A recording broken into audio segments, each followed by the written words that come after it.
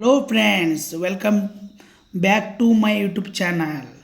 ಇವತ್ತಿನ ರೆಸಿಪಿ ಕಡಲೆಬೇಳೆ ಮಸಾಲ ವಡ ಮಾಡುವುದು ಹೇಗೆ ಅಂತ ತೋರಿಸ್ಕೊಡ್ತೀನಿ. ಬನ್ನಿ ಫ್ರೆಂಡ್ಸ್, ಸ್ಟಾರ್ಟ್ ಮಾಡೋಣ.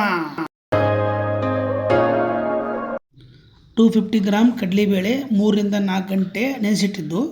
ಕಡಲೆಬೇಳೆ ಅದು ಈ ಥರ ಕಟ್ಟಾಗಬೇಕು, ಅದು ಪರ್ಫೆಕ್ಟ್ ನೆಂದಿದೆ ಅಂತ ಅರ್ಥ. ಮೆಣಸಿಕಾಯಿ 5ರಿಂದ 6, ಕೊತ್ತಂಬರಿ ಸೊಪ್ಪು, ಕರಿಬೇವು ಸೊಪ್ಪು, ಬೆಳ್ಳುಳ್ಳಿ, ಜೀರಿಗೆ, ರುಚಿಗೆ ತಕ್ಕಷ್ಟು ಉಪ್ಪು, ಆಮೇಲೆ ಒಂದು ದೊಡ್ಡ ಗಾತ್ರದ್ದು ಈರುಳ್ಳಿ ಈ ಥರ ಸಣ್ಣಗೆ ಹೆಚ್ಕೊಂಡು ರೆಡಿ ಇಟ್ಕೋಬೇಕು. ಆಮೇಲೆ ಸಬ್ಬಸಿಗೆ ಸೊಪ್ಪು ಸಣ್ಣಗೆ ರೆಡಿ ಮಾಡ್ಕೋಬೇಕು ಹೆಚ್ಕೊಂಡು. ಓಕೆ, ಕಡಲೆಬೇಳೆ ಈ ಥರ ರುಬ್ಕೋಬೇಕು. ಮಿಕ್ಸಿ ಜಾರ್ಗೆ ಮೆಣಸಿನ್ಕಾಯಿ, ಬೆಳ್ಳುಳ್ಳಿ, ಜೀರಿಗೆ, ಕರಿಬೇವು ಸೊಪ್ಪು, ಕೊತ್ತಂಬರಿ ಸೊಪ್ಪು ಹಾಕಿ ಸಣ್ಣಗೆ ರುಬ್ಬಬೇಕು. ಮೆಣಸಿನಕಾಯಿ ಐಟಮ್, ಮಸಾಲೆ ಐಟಮ್ ಹಾಕಬೇಕು. ಆಮೇಲೆ ಸಬ್ಬಸ್ಗಿ ಹಾಕಬೇಕು ಹೆಚ್ಚಿಟ್ಟಿದ್ದು. ಆಮೇಲೆ ಈರುಳ್ಳಿ ಇದಕ್ಕೆ ಮಿಕ್ಸ್ ಮಾಡಬೇಕು, ಚೆನ್ನಾಗಿ ಕಲಿಸ್ಬೇಕು. ರುಚಿಗೆ ತಕ್ಕಷ್ಟು ಉಪ್ಪನ್ನು ಹಾಕಬೇಕು. ಆಮೇಲೆ ಈ ಥರ ಉದುರಾಗಿದ್ದರೆ ಸ್ವಲ್ಪ ಇದಕ್ಕೆ ಕಡಲೆ ಹಿಟ್ಟನ್ನು ಒಂದು 2 ಸ್ಪೂನ್ ಕಡಲೆ ಹಿಟ್ಟನ್ನು ಮಿಕ್ಸ್ ಮಾಡಿದರೆ ಭಾಳ ಚೆನ್ನಾಗಿ ಬರುತ್ತೆ ವಡ.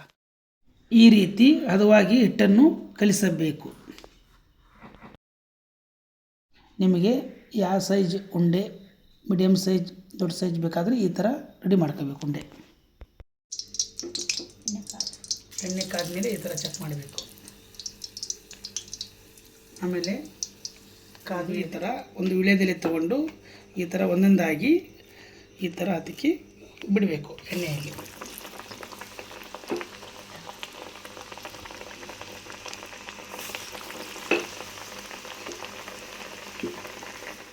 ಒಳ್ಳೆ ಈ ಥರ ಬ್ರೌನ್ ಕಲರ್ ಬರಬೇಕು ವಡೆ.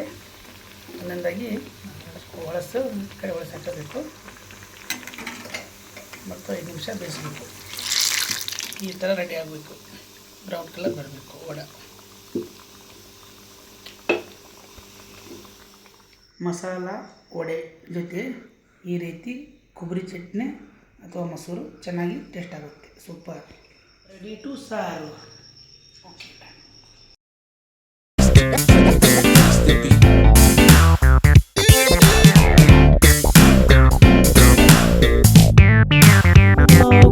keep it